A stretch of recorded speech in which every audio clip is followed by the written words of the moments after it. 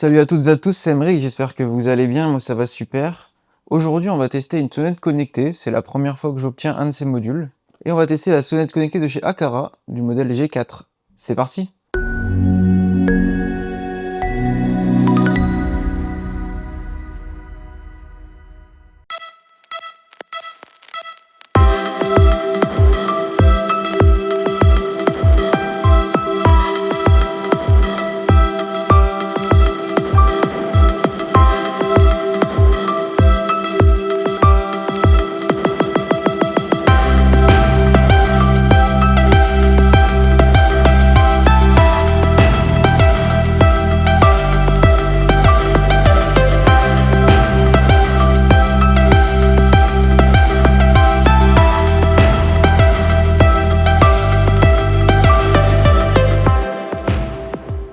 J'ai vraiment pas mal de choses à vous dire. La sonnette, je l'ai installée la semaine dernière, donc ça fait plusieurs jours que je l'utilise. Donc je peux vous faire des retours plutôt pertinents. La sonnette est disponible chez Domadou, c'est eux qui me l'ont envoyé, donc un grand merci à Domadou encore une fois. En termes de spécificité technique, cette sonnette fonctionne en Wi-Fi, est compatible HomeKit, Apple Home, Home Assistant, Google, IFTT, tout ça. On verra après qu'à l'intérieur, ils ont mis un peu d'IA pour faire tout ce qui est reconnaissance de visage, reconnaissance de rôdeur. On en reviendra après. Si vous n'avez jamais eu de sonnette connectée, celle-ci fonctionne en deux parties. Donc on a d'abord ici, hop, la sonnette que vous installez dehors tout simplement. Et à côté, le petit carillon que vous mettez à l'intérieur de votre maison. Et c'est ce carillon qui va sonner, et c'est d'ailleurs lui aussi qui gère tout ce qui est connectivité. Donc en fait, c'est le carillon qui sera connecté à votre réseau, à votre compte Aqara Home. Et ensuite, le carillon va faire le lien avec la sonnette dehors. Ça permet par exemple que si quelqu'un arrive et essaye de vous voler la sonnette, en fait, il peut rien faire, il peut pas la réinitialiser puisque ces fonctions de réinitialisation sont sur le carillon à l'intérieur. Donc il pourra pas faire grand chose, il pourra la voler et repartir avec, mais voilà, il pourra pas aller très loin. D'ailleurs, vous pouvez mettre une carte SD sur le carillon, donc pour stocker toutes les vidéos. Et donc pareil, hein, c'est sur le carillon et pas sur la sonnette, donc c'est plutôt pertinent. Avant de rentrer dans l'application et voir vraiment toutes les fonctionnalités, on va passer à l'installation. Donc personnellement, j'avais déjà une sonnette avant, donc du coup je l'ai juste enlevée, j'avais déjà du coup l'électricité. Donc j'ai pu mettre la nouvelle facilement, donc en faisant deux nouveaux trous. On a du coup une plaque que vous installez contre le mur et ensuite vous venez clipser la sonnette dedans. C'est vraiment très simple. Il y a deux plaques possibles, donc il y en a une qui est plate et une qui est un peu en diagonale, un peu en biais, selon l'inclinaison que vous voulez avoir. Moi j'ai pris la classique. Au niveau de l'alimentation, du coup je disais, vous avez la possibilité de le connecter directement au courant, si vous avez le courant qui va jusqu'ici. Donc moi j'ai du coup le courant de mon ancienne sonnette. Attention, il faut pas mettre n'importe quel courant, il faut pas mettre du 220 volts, il faut que ce soit entre 12 et 24 volts. Donc pour ça en général sur les sonnettes vous avez des transformateurs au niveau du tableau. Si vous en avez pas, il faut en mettre un parce que sinon ça va, je sais pas si ça va cramer ou si ça va se mettre en sécurité, mais en tout cas, voilà, sonnette, il faut que ça envoie que du 12 ou 24 volts. Entre 12 et 24 volts, pardon. Mais si vous n'avez pas le courant, vous pouvez aussi utiliser des piles. Et ça c'est top. Aqara annonce environ 4 mois d'autonomie avec les piles, donc il y a quand même 6 piles, donc c'est beaucoup. Personnellement, comme j'avais le courant, je me suis vraiment mis dessus parce que même 4 mois, 6 piles tous les 4 mois, ça commence vraiment à revenir cher, ou alors faut mettre des piles rechargeables. Dans mon cas, j'ai mis les deux. Ça permet en fait que si jamais il y a une coupure de courant, la sonnette fonctionne quand même. Donc du coup, forcément, elle ne sera pas connectée avec le carillon, vu que s'il n'y a plus de courant, le carillon n'a plus de courant non plus. Mais au moins il va quand même enregistrer des trucs et pourquoi pas enregistrer déjà les sonneries, etc. Et donc bien sûr, vous vous en doutez, je le précise, mais du coup c'est une sonnette qui va à l'extérieur et donc elle est résistante à la température et à l'humidité. Il y a les spécifications, il me semble que c'est 40 degrés maximum dehors, donc faites attention, ne mettez pas en plein soleil. Et pour l'humidité, il faut pas que ça dépasse 95% d'humidité. Donc pareil, s'il peut y avoir un toit au-dessus, c'est peut-être un peu mieux. Sinon, sur Domadou, ils vendent des boîtes étanches, un peu plus étanches si vous voulez, si vraiment elle doit être à l'air libre. Et deux petites informations, puis après on passe à l'application. La sonnette consomme environ 5 watts, c'est ce qui est écrit sur les documentations, j'ai pas été mesuré. Pour 5 watts, je me dis que c'est à peu près ça. Et bien sûr, le carillon ne doit pas être trop loin de la sonnette, vu qu'ils font le lien ensemble. Moi, j'ai mis le carillon à quelques mètres à l'intérieur de ma maison, en dessous de mon escalier. Ça permet comme ça de directement, quand ça sonne, venir à l'étage, au rez-de-chaussée et même un peu dans le jardin, si vraiment ça sonne fort.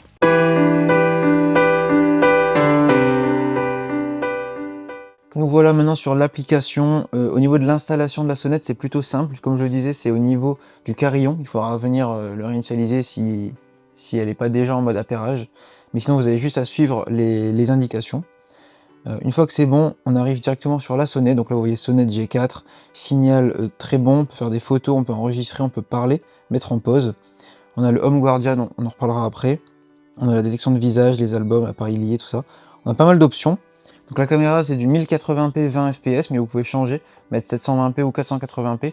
C'est un peu comme vous voulez. Moi, j'ai laissé 1080 pour l'instant, parce que de toute façon, je suis connecté au courant. Par contre, si vous êtes sur batterie, je vous conseillerais plutôt de baisser, peut-être à 720p. C'est pas nécessaire d'avoir du 1080p pour une sonnette.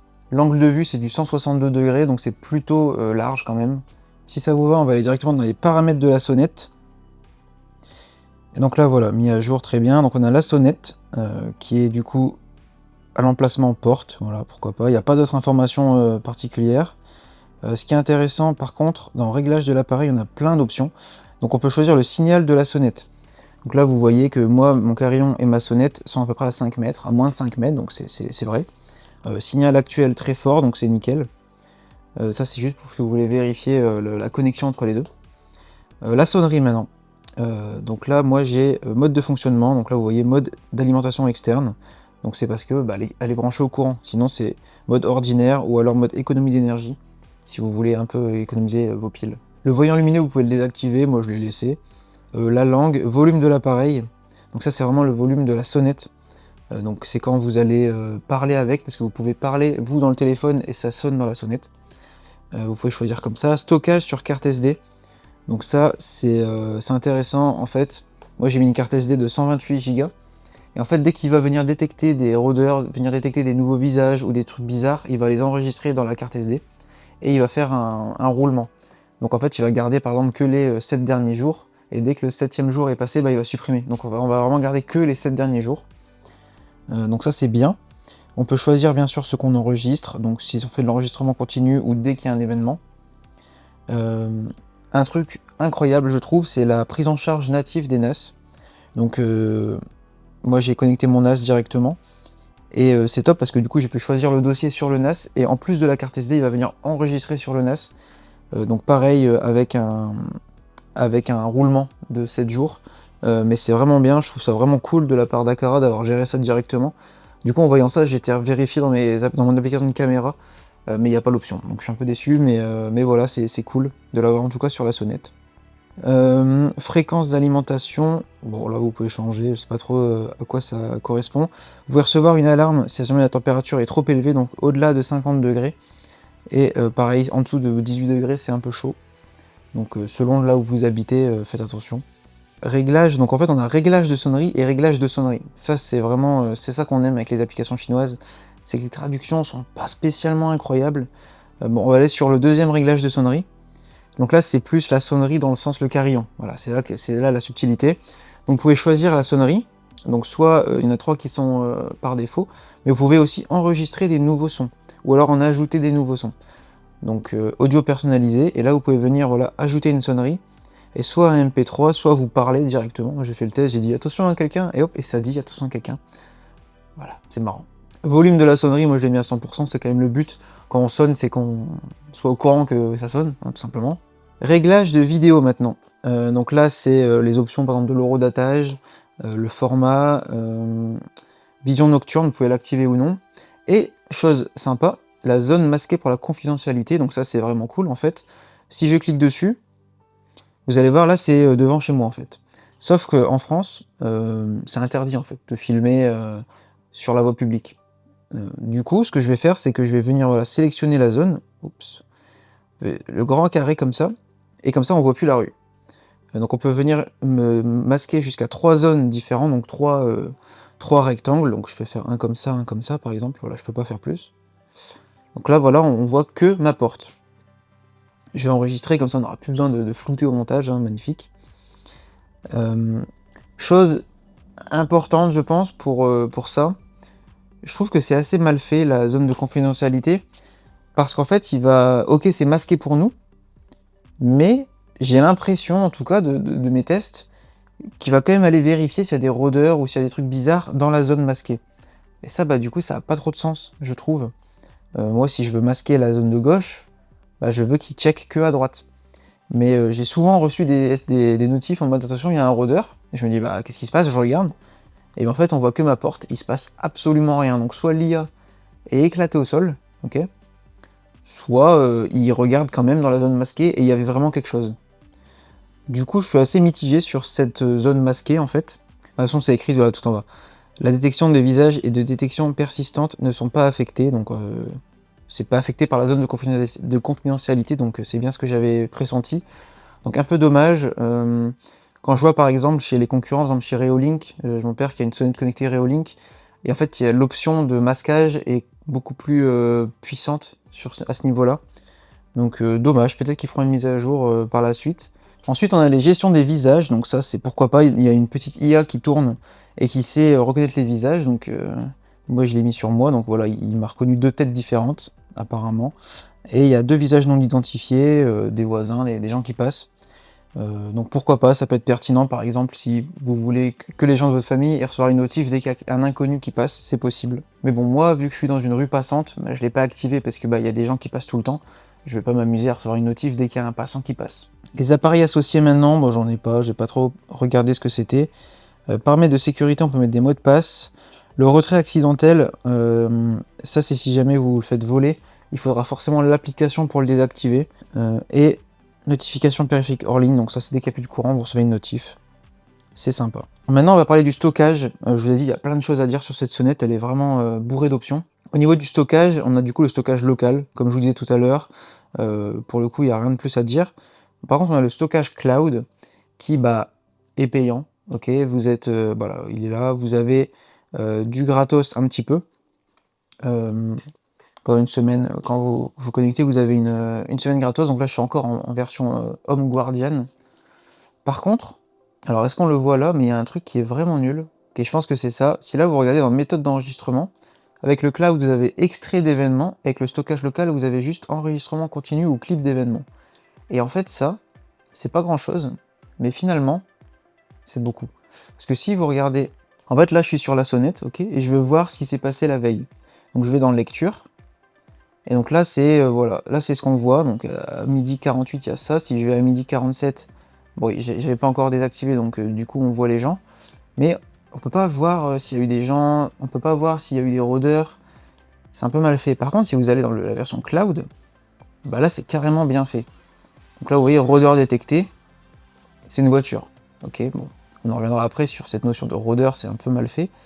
Mais en tout cas, ici, c'est carrément plus lisible, quoi. On peut voir rôdeur, la personne inconnue détectée. Là, c'est un voisin, rôdeur. C'est vraiment bien fait, en fait. Cette notion-là est bien faite. Alors que là, sur la carte SD, eh ben, pour retrouver un truc, bah, bon courage, hein. Franchement, je trouve ça plutôt dommage. Mais bon, après, je pense qu'ils poussent leur cloud. Pourquoi pas, on va aller voir combien ça coûte. Ah ouais, voilà, ça coûte 100 balles par an, quand même, hein, donc c'est pas donné. Donc je le ferai pas.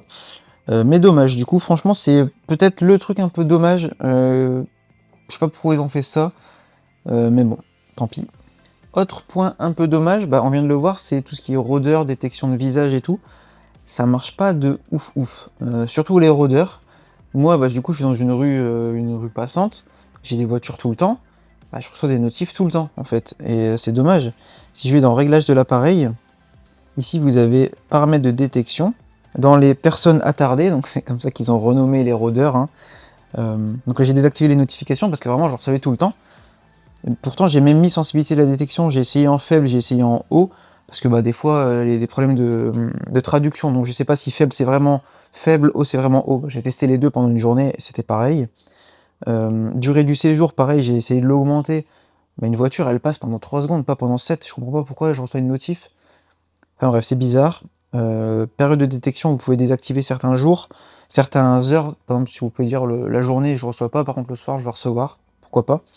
Fréquence de détection, vous aimez bien les traductions cheloues, bah on y est. Fréquence de détection soit 15 secondes, soit année 30, voilà, c'est 30S, du coup ils ont traduit ça par année 30, les 30s, ou alors 1 minute. J'ai laissé 15 secondes. Donc ça voilà, je trouve ça un peu dommage. Je pense que faut pas trop utiliser cette notion de personne attardée, de rôdeur. ça marche pas de ouf. Pourquoi pas plus brancher ça à un FreeGate ou un truc comme ça sera plus pertinent. En tout cas, voilà, pour les personnes attardées, c'est pas dingue. Par contre, détection de visage, c'est un peu mieux, ça marche un peu mieux. Moi, quand je passe devant, des fois, il me dit « Oh bah, Emeric, il rentre à la maison. » Voilà, c'est cool. Pourquoi pas. On a aussi, quand la sonnette sonne, qu'est-ce qui se passe? Bah moi je veux recevoir une notification, je veux que ça filme aussi, pourquoi pas, même si ça sert pas trop. Et les alertes de sabotage, donc ça c'est si quelqu'un vient enlever la sonnette, il y a un petit capteur, ils savent que la sonnette est en train de se faire voler. Donc là pareil, on peut recevoir une notif et ça peut sonner aussi. La sonnette déclenchera une alarme, donc la sonnette va gueuler toute seule si quelqu'un essaie de la voler.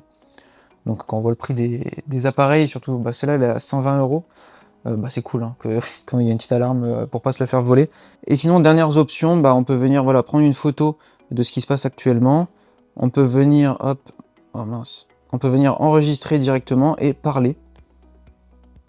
Vous pouvez changer la voix, donc anonyme, robot, clown, c'est plutôt marrant. Je l'arrête tout de suite parce que s'il y a des gens qui passent dans la rue, ils vont se dire mais qu'est-ce qui se passe, qui me parle? Voilà, je l'arrête tout de suite. Et voilà, évidemment, comme dans toutes les applis domotiques, vous avez plein de services. Bon là, j'imagine que ça redirige voilà, au Home Guardian, des achats in-app, etc., etc.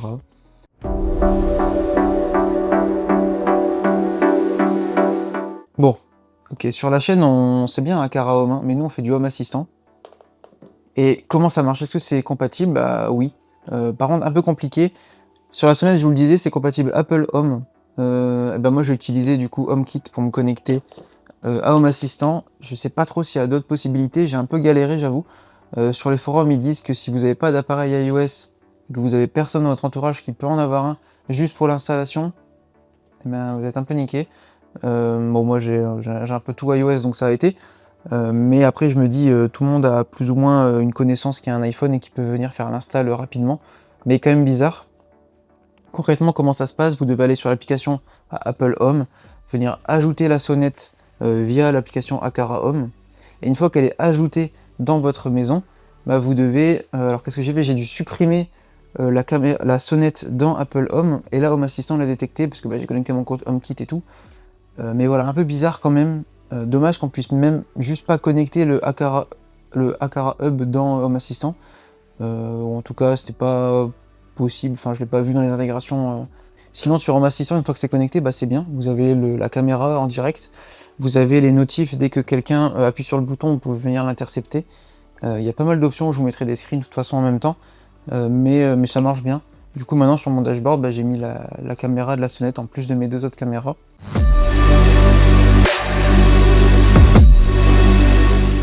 Du coup, pour conclure cette vidéo, bon, j'ai un peu fait mes retours comme ça, voilà, au fil de l'eau. Mais pour résumer, je trouve que c'est vraiment cool, c'est une bonne sonnette. Ça fait une semaine que je l'ai et j'ai déjà eu des livreurs qui sont venus. Et le fait d'avoir un bouton, je trouve qu'il reste plus longtemps. Alors c'est bizarre, mais des fois j'ai des livreurs, ils viennent, ils appuient sur ma petite sonnette, ils s'en vont, j'ai même pas le temps d'arriver.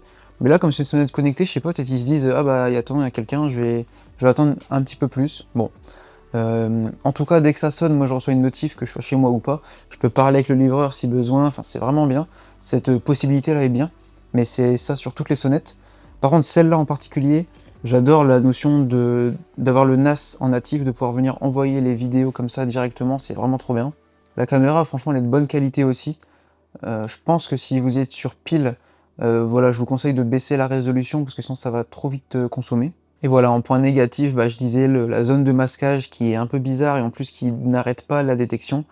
Donc du coup, c'est un peu dommage. Je l'ai enlevé du coup, honnêtement, parce que bah, ça me sert à rien. Si au final elle n'est même pas utilisée, bah, autant laisser la visibilité, tant pis. Et aussi l'IA qui détecte les rôdeurs un peu bizarrement chez moi. Alors peut-être que c'est intéressant si vous êtes dans une rue qui n'est pas passante. Si vous n'avez pas beaucoup de passages devant votre maison, bah là c'est intéressant d'avoir vraiment cette option. Mais moi, voilà, je peux pas, je suis en ville, c'est pas possible, quoi. Et voilà, je pense avoir fait le tour pour cette sonnette. Encore un grand merci à Domadou de m'avoir fait confiance et de m'avoir envoyé le produit, c'est vraiment top. Je vous mets bien sûr tous les liens en description. Et si vous cherchez un module, autre chose, n'hésitez pas à passer sur le Discord. Le petit pouce, le petit commentaire, vous connaissez maintenant. Moi, je vous laisse, c'était Emeric. Salut!